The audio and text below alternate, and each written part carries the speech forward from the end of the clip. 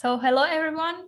We're really happy to have here today Andres. Andres, thank you very much for willing to share some of your experience with sugar with us today. Maybe we could start having you telling us a bit about yourself. Yeah, thank you very much for having me here. Yes, I'm Andres. I'm an electronic engineering. I did my undergrad on electronic engineering, and afterwards the studies on design thinking with the Sugar Network. I did a project for Valeo, which it's a company in the automotive industry. They do parts for vehicles, but also systems. And well, we designed for them a semi-autonomous system that allows them to exchange between the autonomous mode and the manual mode. So it was to let's say make this experience seamless.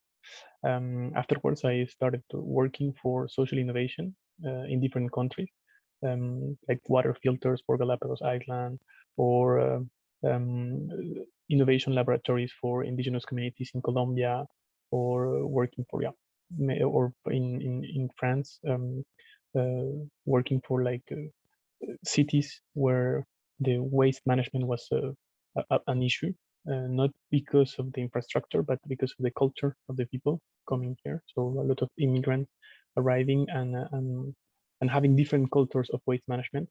It was something about pedagogy and stuff like this. I moved toward this social part, and afterwards I started working for the French Ministry of Labor, which is my current job. And I'm in the innovation laboratory, which aims at reducing or exploring what are the key factors in order to reduce unemployment in France. So our users, let's say, our final users, are people that haven't worked for 5 years or more. And what we do is through financing, facilitation, and like knowledge management, we do projects that goes from 200,000 euros to 10 million euros. And then what we do is like we facilitate the spaces in order to exchange about the learning and about the possibilities of creating laws and public policies with what we discover in the field. Well, it's a very long introduction, but It's amazing. It's crazy how many things you have done and how much you have navigated through different fields, and at the same time still kept kind of a focus, which is like helping the people in a way, right? Yes. I guess you have received this question, you have heard this question several times, but I'm still curious about it, and probably many of the alumni are as well. How did this change between electronic engineer and focusing more into the product innovation, product management happened? Can you tell us something about it? Yes, so I was ending up my program on electronic engineering, and I met Maria Fernanda Camacho, which is one of the founders of the Sugar Network. And she said, like, because she knew me and we exchanged a lot, and she said the fact that you want to make products more usable, more user-friendly, more respectful of the human ecology and what it means, it's something that made me suggest you to do the design thinking program. So that's how she kind of inspired me to do the program. So I checked it up, and I said, like, yeah, that's a very good way to not only think of technology, but think of human needs and use the technology to solve them. So that's how I went to this product development design through design thinking. And afterwards, when I started doing it I went through the Sugar Network. I moved to Paris, from Colombia to Paris, and I did in the d.school Paris this program. And afterwards, I saw how impactful it was to design in this way new products. We got things such as like the company realized that the product designed this way had a lot of value, not only for the users but for the clients. Their clients, of course, are people like Audi, or like companies like Audi or Mercedes or many others. and they created innovation laboratories in the company. So today there is like 8 car laboratory innovation, no, 8 car labs, laboratories on vehicle innovation and mobility innovation. And so when I saw that, with every company we work with, Bosch, Valeo, even pharmaceutical companies, everyone was not only producing an added value for end users, but they had a lot of business value. So for example, in Bosch, we worked with how we can use IoT for improving agriculture. So the axe was not only about productivity, but also about sustainability, how the soil can be more, can be nourished by the good practices. And so the IoT that we developed helped to that as well. And then they created like another business unit in Bosch that dedicated to develop this kind of tools.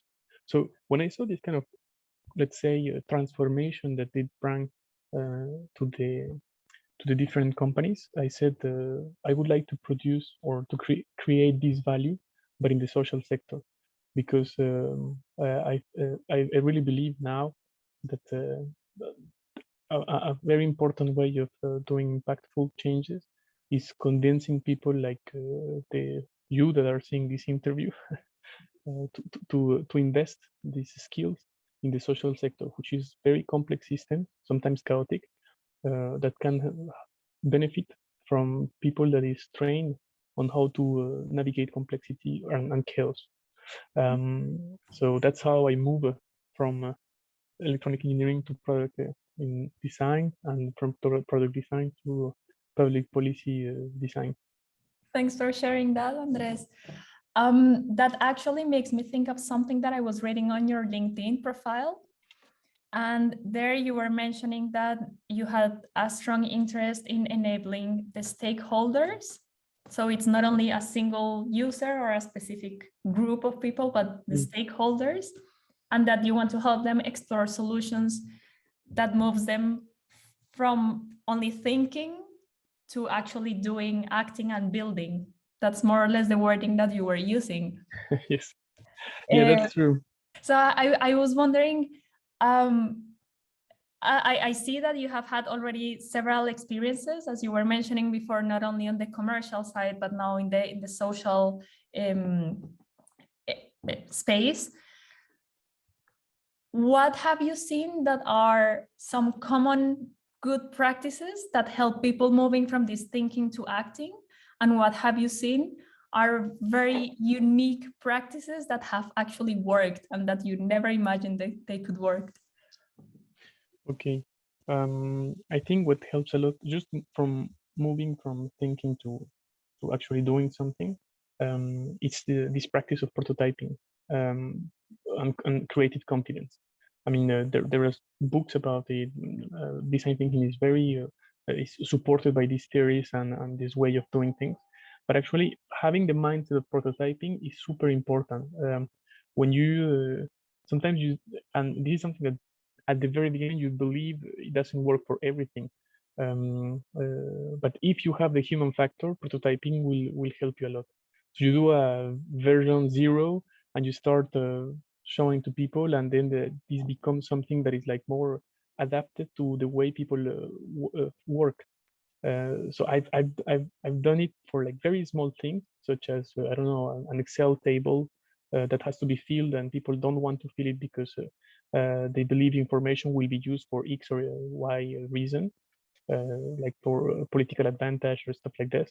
So when you design with them, you discover this, and then you start like doing like in the mail, it has to be written like this. We have to use this kind of language. We have to, which is not the Excel table, but is the full experience.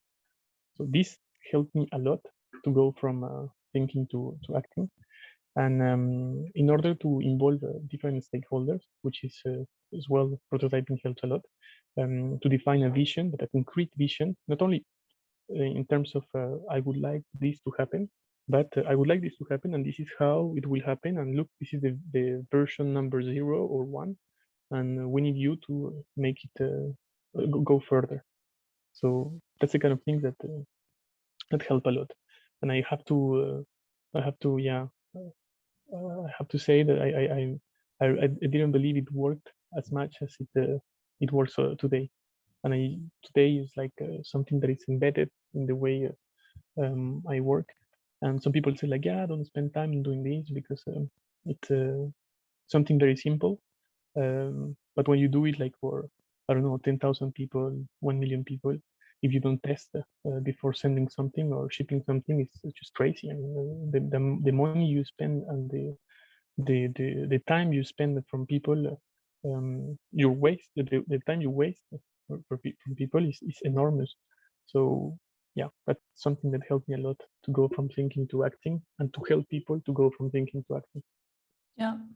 One of the things that is probably a common question nowadays for the design thinking discipline is how to convince people, right? Because even though we as designers are convinced that that helps, that prototyping helps and so many approaches, still people don't necessarily believe that until they do it.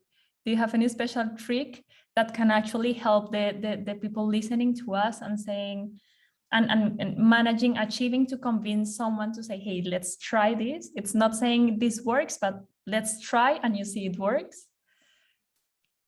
Okay, so the first thing that helped me a lot with that specific matter is to understand that we all live in kind of caves. We all have our world in our mind. So we have a kind of a universe, and the way we interact with the world is super different depending on the person that is in front of you. People, the decision makers, are the same. So they believe what they do is the best way of doing things. And what you're trying to tell them is like, oh, this is not the best way, this is the best way, or let me show you. So when you understand that we go from a position of I'm trying to do the best to achieve certain objectives, um, what I believe is very useful is to understand what is the cave or what is the way people is thinking, and then show them that the human factor can be taken into account in the way they achieve their objectives through this kind of method. Sometimes that starts with something that is very small, but when they see results, they say the people that is intelligent enough to see it, because, or like open enough to see it, they would say, I don't understand it, but it works. So keep doing it, and eventually I will see. Trying to invite them to a session sometimes is very difficult. It's very busy people that might not have the time to spend 1 day, 5 days, 2 months in workshops, but yet they can understand if something is working. Now, so if you have objectives, black box, and result, they say, okay, this black box that I don't understand is working very well, so keep doing it, and you focus on that. So the trick would be first understanding what are the main objectives and intentions of the people that is doing things. Second, producing an example, a symbol. So you take whatever is given to you. The beginning is like this, and you show that this can have some results and explain how these results happen. And an extra tip, which is something that Adam Grant writes a lot about in terms of persuasion. Sometimes there are people that it's very difficult to persuade or to, it's very difficult to show the value of what you do. You can, since we know that there are caves and people think they are doing, people really believe they are doing the best, the thing the best way possible. You can ask them for help, but it must be honest, right? I mean, you say, look, you are in a position where you have deal with all of this. I don't know how I could add value over there. How do you understand how to add value in this kind of system? And they will answer, and you will understand better the system you are immersed into, but also you will have an ally, because it's not about imposing the way you do. It's understanding how the things work, and just with a lot of humility, adding value there where you can add value, and there where your value is understood. So that would be for me like the kind of tricks. Either they can be called tricks or tips, I don't know. And from there, I understand something that is not necessarily always like people don't necessarily speak about it, and is that we don't need to bring everyone on the same activities and to do the same work all the time to convince them that design thinking works. I think the main point that you're doing there is, okay, don't focus on making them applying design thinking, focus on getting the buy-in for them, allowing yourself to apply design thinking, that is perfect as well. Yeah, exactly. So as long as they understand that you are adding value, the how you are adding value, they can understand it later on, little by little. You see, you can invite them to presentations, to sometimes to small observation periods, but it's not an objective that they understand that they can do as you do. It's not, that's not a definition of a team or a good management, right? It's about everyone adding value in the level they can add value. So for design thinkers, it is more about understanding how the human factor will affect either the decision making, the conception of the objects that we're trying to work with, no matter which kind of objective you have, like which kind of object is your main focus, but understanding how to design them and understanding how to sometimes deploy, how to scale up whatever you have. So sometimes we have a very good idea and we want to scale up. There you can also use design thinking, but because there is a lot of meaningful experiences and key experiences that will make this expansion or this scale up possible or not. So you see, when you speak about objectives and when you speak about intentions and results, you can always have this black box and then objectives, results, and then you explain, you show that it's working. But the most important thing I think is like having the space to play. Let's say, if because if you can create the space where you say, look, I really need this kind of time, this kind of money, and I can deliver this and show the deliverable. What you will show. They give you the space, and then you show, and then this becomes a symbol of also dissemination. So you can disseminate with this symbol of things that work. Yeah, super interesting. Andres, what would you say is the project that you feel most proud about, and where you can see, because I see that you speak a lot from the experience, and then you go beyond the core from design thinking, but you also understand the part of the strategy. What is the project that makes you feel more proud and you say, wow, here either I acquired or I have applied all this knowledge that I have now? I mean, let's see. I think it would be when we did a laboratory of innovation in Colombia. There was like a politician that was convinced about the power of innovation, but didn't know exactly how it could be done in a region, a full region, with a lot of different issues. So over there, I had to really understand what was the problem and reframe it a lot, and double reframes. I mean, I learned there that you must have different layers, and depending on the person that you're speaking to, you must have a different kind of language and different kind of strategy to show. All of them must be coherent, but it's just in a different level. And then this helped me to understand like a multi-level reframing, which is where and the importance of language. At the beginning, we didn't speak about design thinking. I mean, we spoke about the methodology, saying that it's a well-known methodology and stuff, but we spoke about mostly the values that this brings.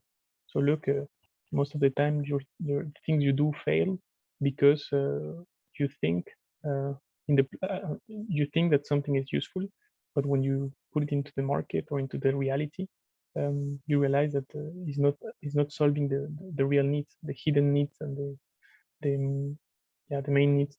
So this methodology will help you with this, will help you with that. And so you see, depending on the person that you have in front of you, you have different levels of framing the problem.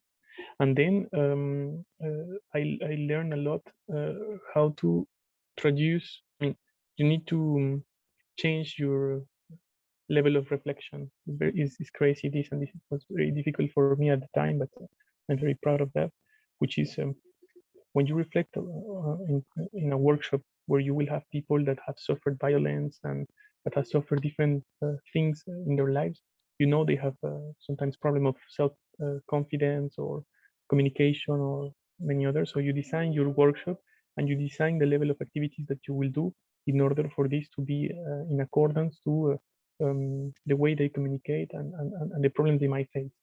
And in the workshop, you bring the expertise that you need, not only a facilitator or a designer, but you need also social workers, or because what you're designing is completely weird, new, and so then the reflection is about each person that is coming and how you create a safe space in order to innovate.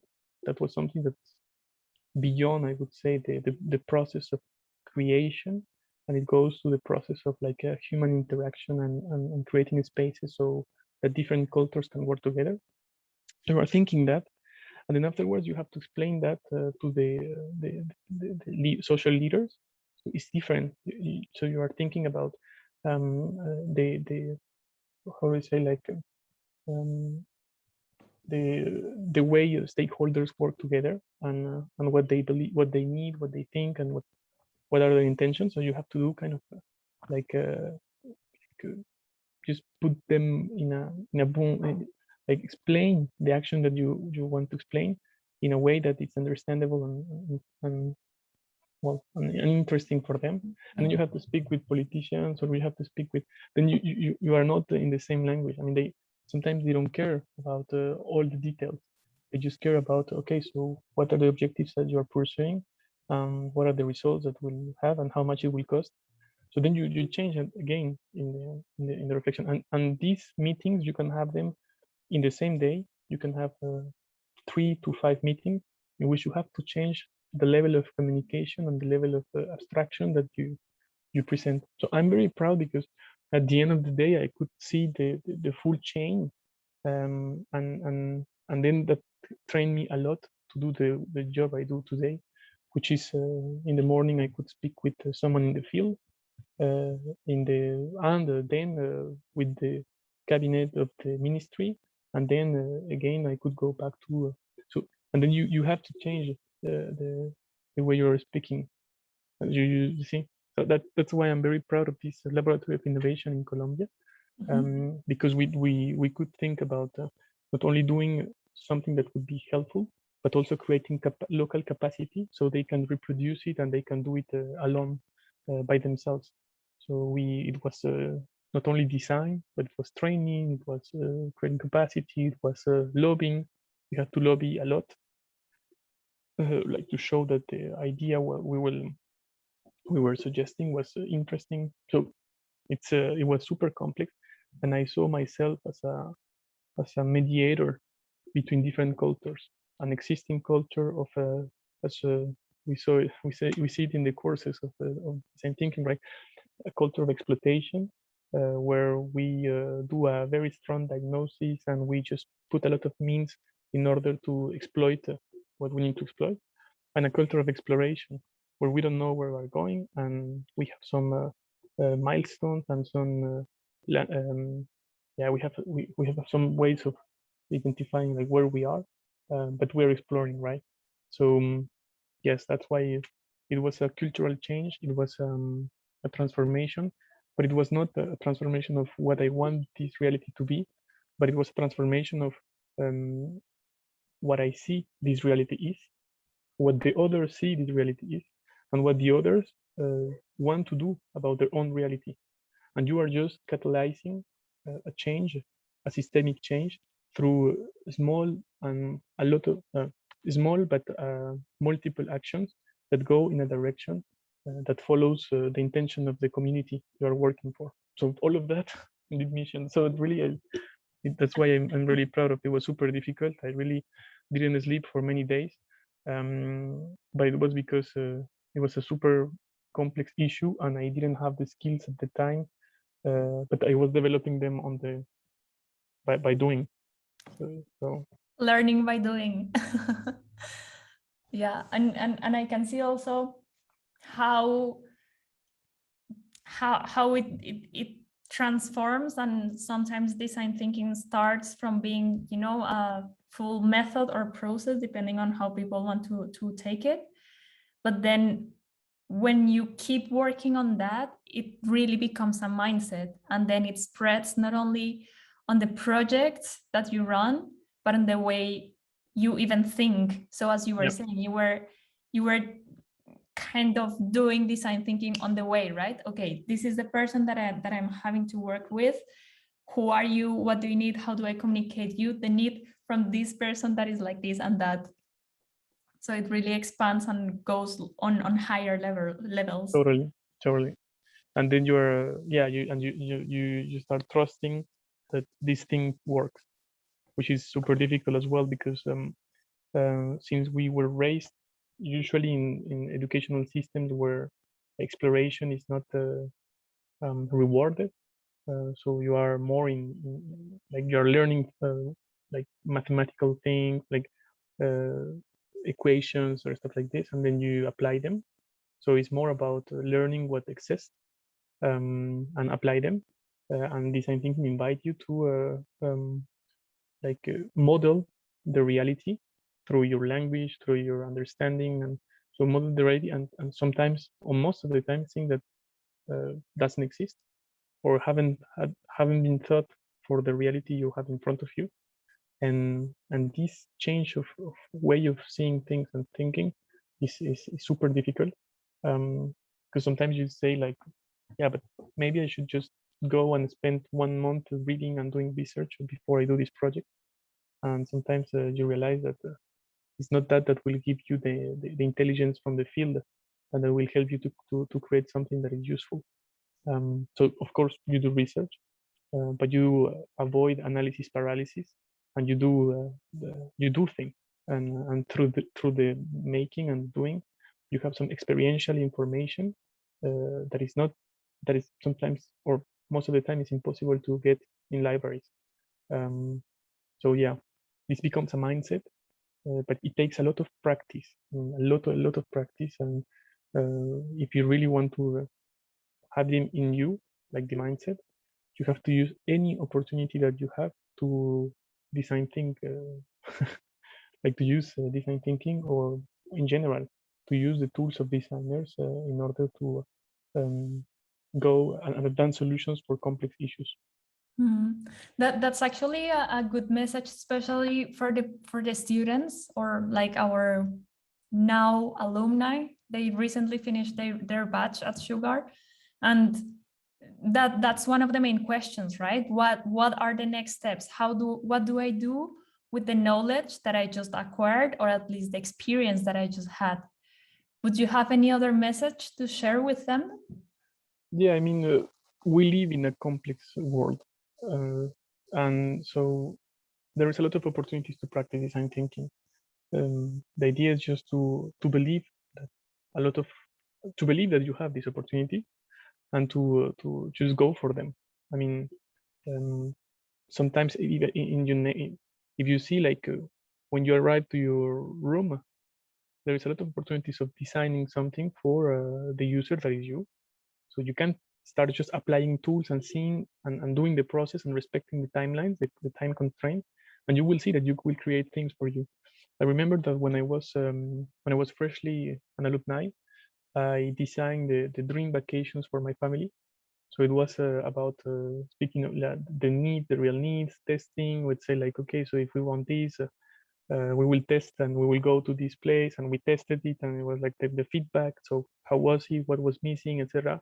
And then we designed another kind of a vacation that was super interesting to have. And you see, and you can test and you can practice this design thinking process in many ways, and then when you will find like a space where you don't know which is the tool that you need, or how you can make it, and there you're learning.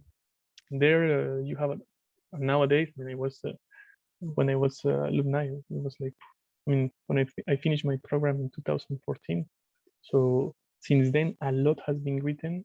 There are videos. There are like, now it's like super easy to find tools and stuff. So practice in any way you can, and eventually, I mean, you will end up having a very good sense of this mindset, which is not. I mean, design thinking is, for me, it's like a starting point. But if you want to do systemic change, you will understand that there is a lot of methods and a lot of things that you have to integrate. And we see it in the toolkit of human-centered design. They say, I mean, this is like a way of designing things, but you have to introduce as well some other methodologies in order for your project to be sustainable. For example, methodologies that help you to create capacity, local capacity. This is super important. You don't just design something, you leave it there and you leave. You help people to design with the tools and the knowledge you have, so they can continue designing things, so they can continue improving through prototyping and testing. This is something that is not like teach at the very beginning in design thinking methodology, but when you increase your expertise on the matter, you know that is super important. So yeah, practice a lot. I mean, it would be my message is practice a lot and go to uncomfortable situations where you need to learn. So push yourself to learn, such as what we did with the prototypes. Sometimes we really didn't know what to do the next day, but still we built and we showed to users, and everything was clearer and clearer. Fine, yes, and that helped us. Yeah. And at the same time, I think from what you're saying is in a way complemented by saying it's not only about looking for the tools in all the huge database that design thinking is growing, but at the same time, even sometimes you need to build the tools yourself, right? As you were saying, like even when you leave a project in like a local project and you need to know how to make it sustainable even after you leave, probably there are not tools already there built, right? So how Yes. can you also actually build them? Yes, and that means that for me, that means you're in the right path. If you're starting to develop tools in the sector that you're working on and you don't find this tool, it's because you have already worked enough. I mean, you have worked a lot, and you start having a good guess of what kind of tool should be developed in that sector, and your expertise level is growing. You see, there is Keys Dorst writes a lot about these levels of expertise in design, and it's true that at some point you use the 2-3 tools that someone taught you, then you use an infinite number of tools for a certain situation, and then you know how to create the space, so the opportunity for you to use these tools and to do the process, but you know how to do this opportunity, and then you know that you start learning how to do tools that works only on this kind of sector because they are specific to this sector, and then you can start sharing, and some other people start using your tools, and this is very normal because we are in a process of learning from reality and creating things that doesn't exist, and design thinking pushes you to do that. That's why the solutions are human-centered, and that's why I think we speak about innovation, because it becomes something new in the local context that answers to what is desirable for people, and yeah, well, you know, feasibility, desirability, viability, you know that.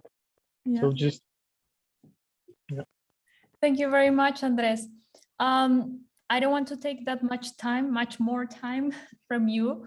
Maybe I was wondering if there is any question that you wish I would have asked and I didn't, and you would like to answer, or if you would like to share any message with the community. No. I wouldn't know what was I think the question about what to do when you get out of the program was very pertinent, and I think we really don't know, and we have a lot of sometimes fears, either because we don't know what to expect, either because when we arrive to the companies that or the organizations that hire us, we see that we're very far from an ME310, or it's very far, and we realize how privileged we were to have a space to really explore. So the message would be just keep going forward, keep connected to the community, speaking with people that is having the same struggles than you. It helps you to keep the cap oriented to the human centeredness and improving the systems you are in, and test a lot these methodologies, and like being in a learning mindset, which means this is what I think would work, let's do it, and then let's evaluate if what I think it work. And in that case, how can I do it better, or how can I ensure that the next time I do the same? Yeah. So this will help you a lot through your career. Amazing. Andres, thank you very much for your time. Thank you very much for sharing so many learnings that you have had in the meantime. I'm sure this will help a lot of people. I don't say bye because we are going to stay connected, as you just mentioned. We stay connected with the network. And yeah, if there is nothing else to add, thank you very much. And I have to say bye. Bye-bye, Vanessa. And bye, everyone. Thank you.